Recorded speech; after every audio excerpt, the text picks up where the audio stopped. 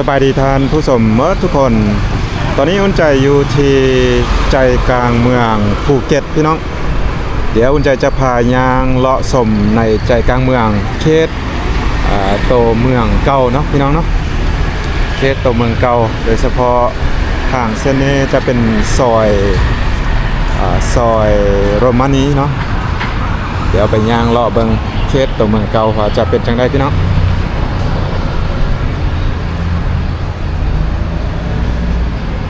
ก็จะมีห้านค่ายเครื่องไล่เลยเนาะจะเป็นซอยน้อยๆแต่ว่าบ้านเหือนนี่ก็จะเป็นบ้านเหือนที่ว่ารักษารูปทรงดั้งเดิมเขตเก่าเขตแก่พี่น้อง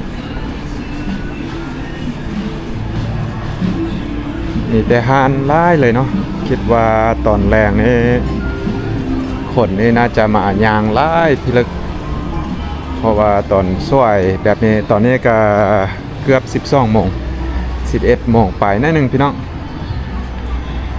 อากาศก็จะร้อนเลยหน่อยนึงแต่ว่าคนย่างบ่ไล่ปานใดเนาะตอนสวยแบบนี้แรงๆมานี่น่าจะเต็ม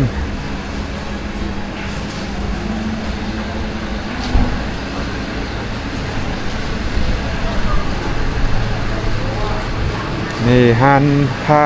คาเฟ่ต่างๆสวยงามเลยพี่น้องเบิ่งไปทางนี้โอ้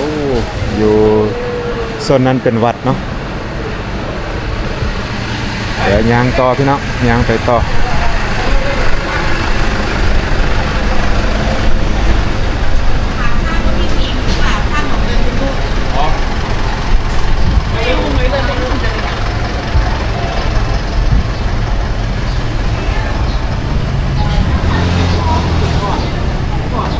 บ่แน่ใจว่าตอนค่ำนี้เพิ่นยังให้รถแล่นผ่านแบบนี้อยู่บ่เพราะว่ากันถ้าเป็นช่วงนักท่องเที่ยวหรือว่าคนมาย่างไล่ๆนี่อาจจะบ่สะดวกปานใดเนาะในการขับรถเลาะผ่านแค่นี้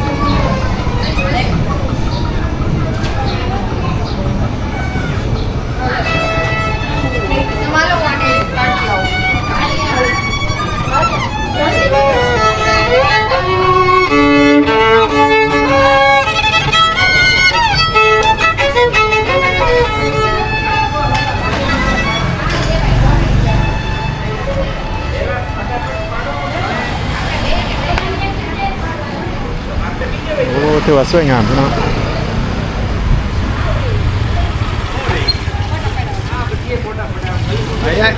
Saúde bestal, você viu?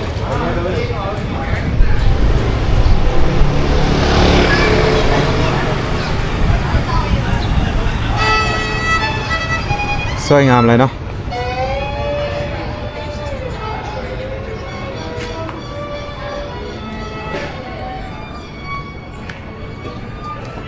แต่ว่าตลอดซอยทั้งเมิดทั้งมวลเนี่ยก็มีห้านค่ายเครื่องคาเฟ่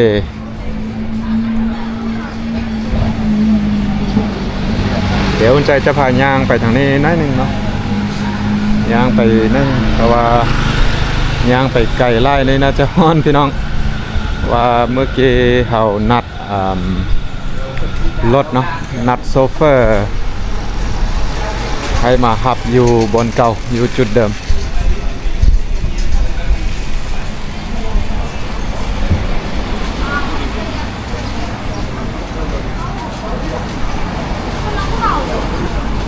เขตนี้เพิ่นก็จะจัดสั้นให้รถจอดเป็นวันคู่วันคีกเนาะให้เป็นระบบระเบียบ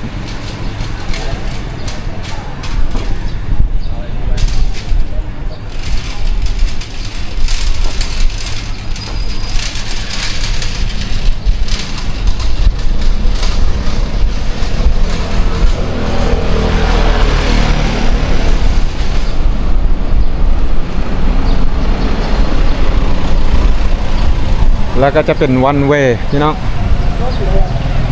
ทางเส้นนี้จะเป็นทางวันเวย์แล่นไปทางเดียว จะบ่รถจะบ่ส่วนกันเนาะก็สวยงามสวยงาม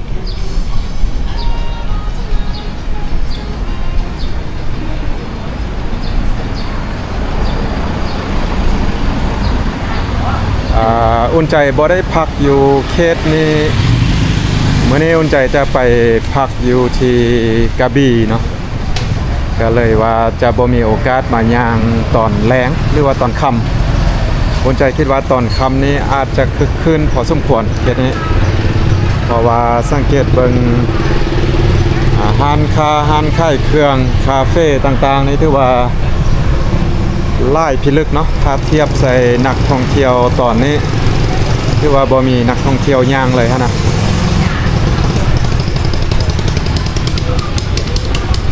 แต่ว่าถ้าเป็นตอนค่ำตอนคืนนี่แน่นอนหลายแน่นอน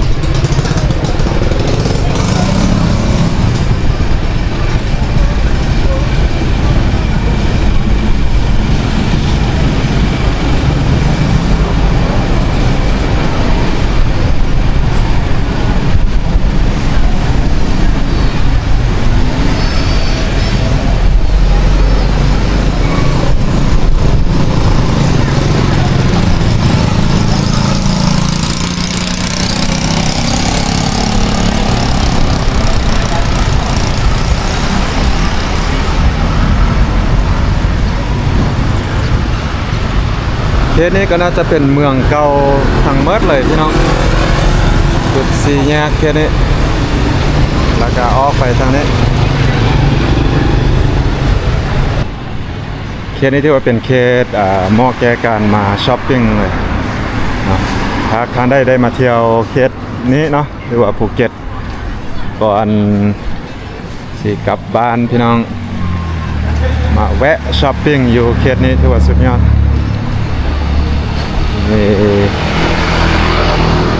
ร้านค้าเครื่องข้องต่างๆหรือว่าเป็นเครื่องฝากห้องตอนกลับบ้านมาช็อปอยู่เขตนี้ได้เลยเนาะ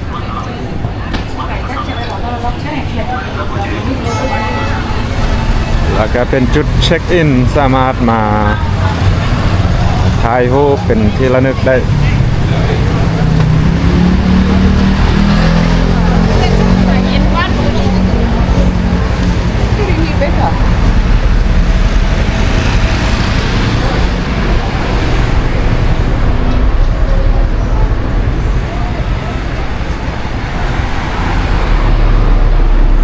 ยาวเลยพี่น้องยาวเลยเส้นทาง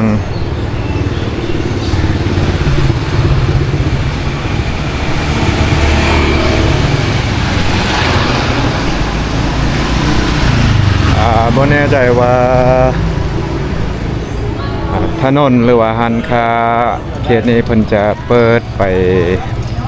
ฮอดค่ำเพิ่นบ่ส่วนใหญ่ร้านค้านี้จะเปิดจนฮอดจักโมงเนาะตอนค่ำเนาะแนะนำว่ามาตอนแรกนี้น่าจะเย็นสบายเพราะว่าตอนสวยๆแบบนี้ฮ้อนนิดนึงพี่น้อง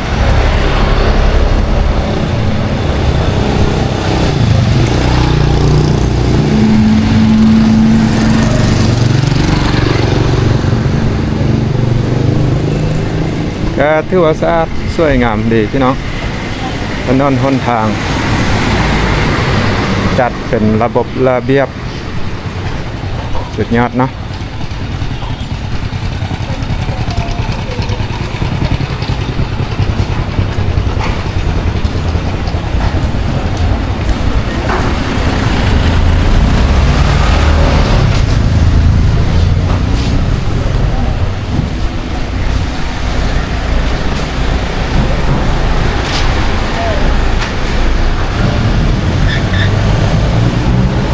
ตอนนี้อุ่นใจก็ย่างมา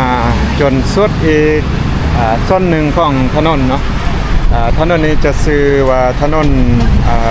นี้อย่างเนาะถนนพลังประมาณนี้แหละเนาะ แล้วออกไปทางนี้ก็น่าจะเป็นตัวเมืองไปแต่ว่าจุดเด่นๆหลักๆแล้วมันอยู่ในออมแอมเขตที่อุ่นใจย่างผ่านมานี่ทางนี้เลยเนาะจะชื่อว่าถนนพลังแล้วก็ย่างไปจนสุดอีกโซนหนึ่งแล้วก็จะมีอีกเป็นซอยน้อยๆอยู่ติดกับถนนเส้นนี้เลย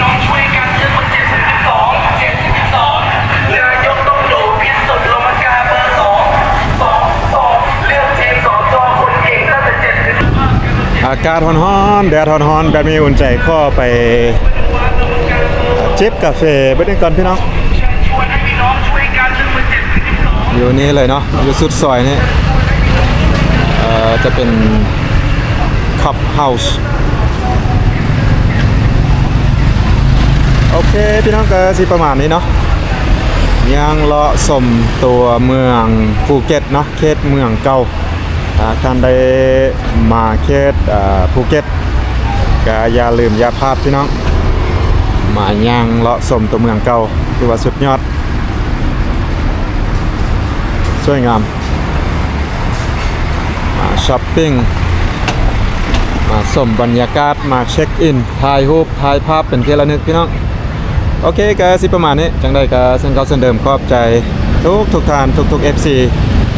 ที่เข้ามาติดตามนะครับส่งซองอุ่นใจมาโดยตลอดก็หวังว่าคงจะเจอกันคลิปต่อไปเนาะพี่น้องเนาะคลิปต่อไปว่าเราจะไปเที่ยวไส้